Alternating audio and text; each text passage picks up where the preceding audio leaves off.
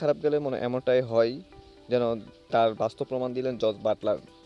বিশেষ করে জস বাটলারের দিকে যদি তাকান তাহলে সর্বশেষ তার ৯টা ম্যাচের মধ্যে মাত্র জয়লাভ করতে পারছে একটি ম্যাচ, যা অত্যন্ত দুঃখের বিষয়। চ্যাম্পিয়ন্স ট্রফির মধ্যে বড় একটা মঞ্চের মধ্যে আবার ছিটকে গেল ইংল্যান্ড। 2029 পর ওডিয়া ম্যাচের মধ্যে নিজের দলকে ভালোভাবে গুছাতেই পারছেন না জস বাটলার। বিশেষ করে তার ৯টা ম্যাচের মধ্যে ৮টাতেই পরাজিত হয়েছেন তিনি এবং শুধুমাত্র একটি ম্যাচ জয়লাভ করেছেন। যদি আপনি 2025 অর্থাৎ এই বছর চ্যাম্পিয়ন্স ট্রফির দিকে তাকান, গতকালকে ম্যাচের মধ্যে অর্থাৎ আফগানিস্তান এবং ইংল্যান্ডের ম্যাচের মধ্যে ইংল্যান্ড বাজেভাবে পরাজিত হয়েছে আফগানিস্তানের কাছে। আফগানিস্তান নয়, শুধু বাংলাদেশের কাছে 2015 মধ্যে পরাজিত হয়েছিল এই ইংল্যান্ড আইরিশরা। বলতে গেলে তারা আবার ছোট ছোট টিমের সাথে ছিটকে যায় বারবার, যার প্রতিফলন বারবার দেখা যাচ্ছে।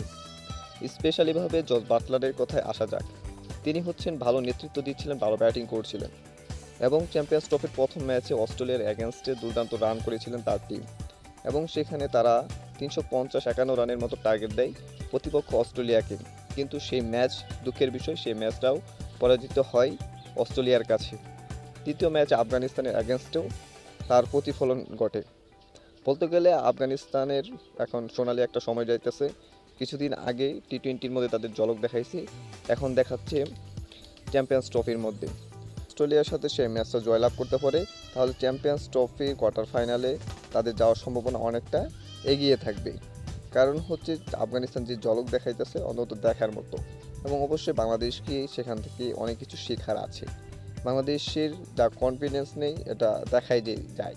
এবং বাংলাদেশ প্রথম যখন চ্যাম্পিয়ন্স ট্রফি অথবা যে কোনো আইসিসির কোনো ম্যাচ খেলতে যায় তখন তাদের কনফিডেন্সে থাকে কয়েকটা ম্যাচ জয়লাভ করা, যা তাদের কথাবার্তার দ্বারা বোঝা যায়।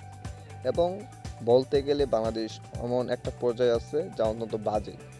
আজকে ম্যাচের মধ্যে বাংলাদেশ কি তাদের সেটা দিতে পারবে পাকিস্তানের সাথে? ইতিপূর্বে বৃষ্টি পড়ছে, সেজন্য খেলা আপাতত স্থগিত রয়েছে। বলতে গেলে বাংলাদেশ কি আফগানিস্তান থেকে অনেক পিছিয়ে রয়েছে। তো ইংল্যান্ড তো আগের পজিশনে নাই, তারা তাদের অতীতের জায়গার মধ্যে ফিরতে পারছে না। স্পেশালিভাবে তাদের বোলিং অ্যাটাক প্রচুর মার খাচ্ছে। তাদের বোলিংয়ের মধ্যে জফরা আর্চার, হুড দুর্দান্ত বোলিং করলেও কোনটা কাজে আসছে না। স্পেশালি হুডের যদি বোলিংয়ে আসেন, প্রথম চ্যাম্পিয়ন্স ট্রফির প্রথম ম্যাচ অস্ট্রেলিয়ার এগেনস্টে তার প্রথম 6 ওভার ছিল 150 কিলোমিটার পার আওয়ার গতির উপরে, কিন্তু তারপরেও কোনো কাজে আসতো না তার অভিজ্ঞতা।